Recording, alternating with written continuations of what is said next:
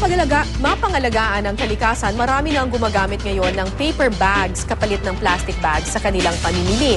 Pero puna ng ilan, madali raw masira ang mga ito. Kaya naman ang pamahalaan, pinag-aaralan na kung paano patitibayin ang mga paper bag. May news to go si Maria Bulaklak Ausente. Isa sa pangunahing problema ng ating bansa tuwing bumubuhos ang ulan ay ang matinding pagbabaha.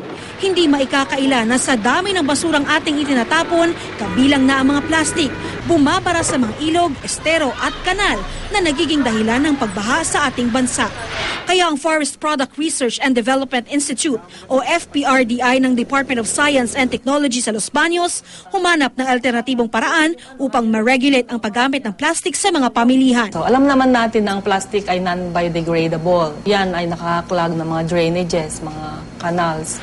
Gamit ang mga puno ng saging, abaka at empty fruit bunch, pinatitibay ng FPRDI ang kalidad ng papel na maaaring gamitin upang mapalitan ng plastic. Ang problem ngayon, yung mga paper bags coming out ay mababang quality. So, we have studies like that conducted at the Institute.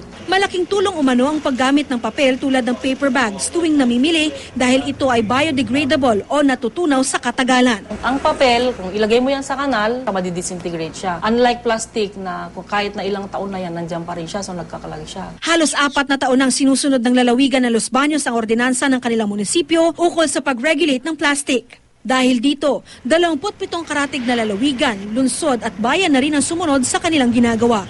Pero ang ilan sa ating mga kababayan, hati ang opinyon sa paggamit ng papel kontra plastic. Nalang totally ban kasi may mga gamit na kailangan ng plastic. Pero maganda rin na pinapa-implement nila yung papel kasi environmentally friendly yun. Less environmental problems na kung hindi naman mapipigilan ngayon, eventually magre-reflect naman yun sa mga susunod na generations. Ang problema, hindi ganun ka-durable yung paper. So usually pag bumibili ka, lalo na kung halimbawa wet goods, madali siyang mabutas. Gayunpaman, tuloy ang pananaliksik ng FPRDI para sa ikabubuti umano ng ating kapaligiran gamit ang papel. Ipagpatuloy na lang natin yung paggamit ng paper bags. Kasi alam naman natin ang idudulot ng plastic, bagyo na naman, ito ay rainy season na naman ngayon. So ayaw siguro natin na mangyari yung ulit sa atin, yung nangyari noon.